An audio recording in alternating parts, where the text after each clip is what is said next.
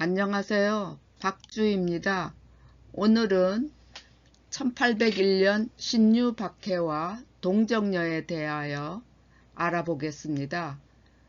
동정녀란 결혼을 포기하고 일생 동안 하느님을 위해 처녀로 머물러 있을 것을 하느님께 약속하고 지내는 여자를 말합니다.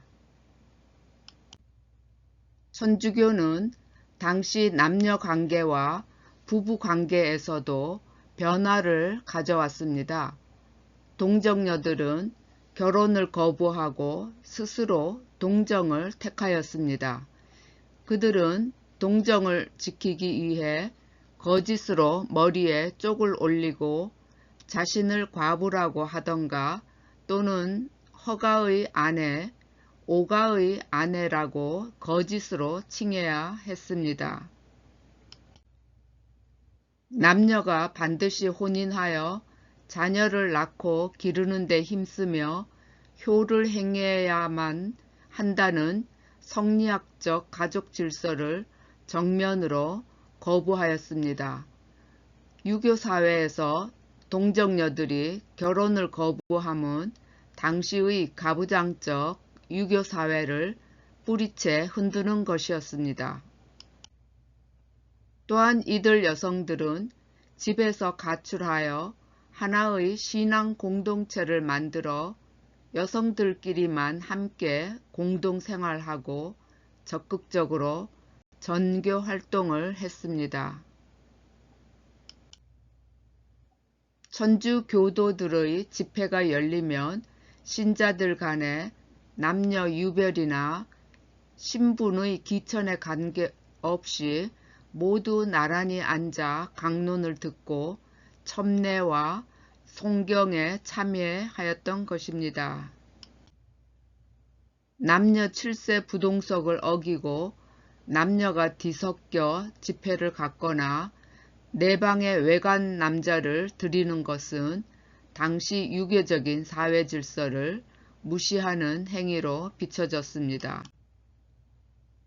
조선 후기 동정녀들은 성리학적 사회 질서와 윤리 도덕을 손상시킨다는 점에서 지배층뿐만 아니라 사회 일반으로부터도 심한 핍박을 받았습니다. 그들은 비록 스스로 원하여 자발적으로 동정을 지키며 살았지만 이로 인하여 그들이 기존에 누리고 있던 신분적 특권이나 사회적 지위를 완전히 포기하였던 것입니다. 이렇게 동정을 지킨 여성은 사회의 각 신분에 골고루 있었습니다. 당시 동정녀로는 윤점혜, 정순매, 이득임, 김경애, 조도애, 문영인, 박성염, 김월림, 홍순희 등이 기록에 나타나고 있습니다. 이들은 모두 사악한 도에 현혹되었다는 죄로 처벌되었습니다. 이득임은 정순매로부터 교리를 열심히 배워서 열렬한 신앙심을 가지게 되었습니다. 이때 정순매의 집에 자주 드나들던 춘득 어머니 복점과도 서로 친하여 함께 교리를 열심히 암송하고 익혔다고 합니다. 당시 춘득의 어머니는 노비였는데 중인 이득임이 아무런 거리낌 없이 서로 친하게 지냈다는 사실은 초기 교회의 당시 천주교 신자들이 신분의 기천에 관계없이 서로 교제하였음을 잘 드러내주고 있습니다. 실제로 이들 노복들은 신자들 간의 중요한 연락 업무를 담당하고 있었습니다. 당시의 천주교 신자들 간의 신분 구별 없는 평등한 관계는 동정녀들에 있어서도 마찬가지였습니다.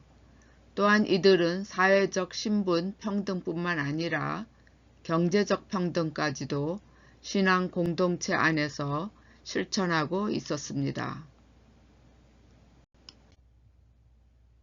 동정녀들이 한 곳에 모여 공동체를 이루었던 대표적인 경우는 충훈부 후동의 강완숙가와 벽동의 윤점회가, 군부시 앞에 김경애가 등을 들 수 있습니다. 그러나 어느 곳이든 동정녀들로만 구성된 신앙 공동체는 거의 드물었고, 대개는 과부들과 동정녀들이 함께 모여 생활하거나 때로 여염집 부녀들과 함께 신앙 공동체를 이룩한 경우들도 있었습니다. 이들 동정녀들은 공동기도, 공동학습, 미사 및 강습회, 공동노동 등을 하였습니다.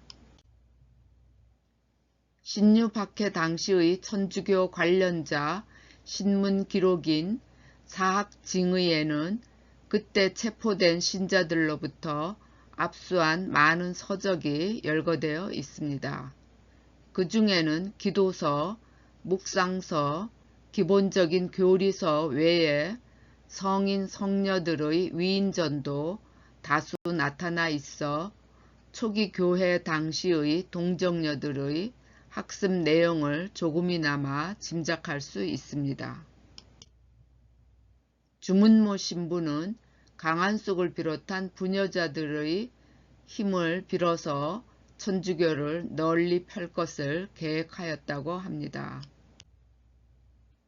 그리하여 주문모 신부가 머무르면서 각종 교회 활동과 전례의식을 주관하던 강한숙의 충훈부 후동의 집에서는 각지에서 몰려든 과부나 동정녀들이 첨례와 강론에 참석하여 이러한 의식이나 행사에 필요한 여러가지 준비를 착실히 하였던 것입니다. 이때의 모임에 대하여 관가에서는 각처의 남녀 교인들이 서로 체결하여 밤낮으로 강습하였다고 하였습니다.